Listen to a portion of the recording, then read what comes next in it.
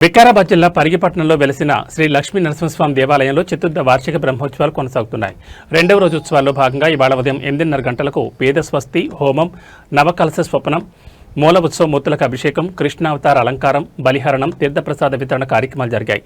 అనంతరం వేదస్వస్తి, నిత్యహోమం, ద్వారాతోరణ పూజలు, మూలమంత్ర పారాయణం, బలిహరణం, నివేదన, తీర్థప్రసాద వితరణ కార్యక్రమాలు నిర్వహించారు.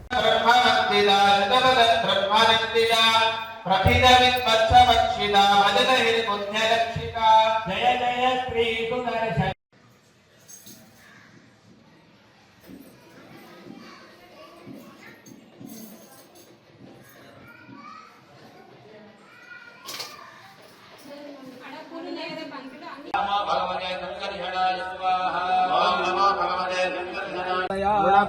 सामवेदम् ओम मग्नायाहि वेदये गृणानो हव्यता विहोदा दक्षिवर्हिते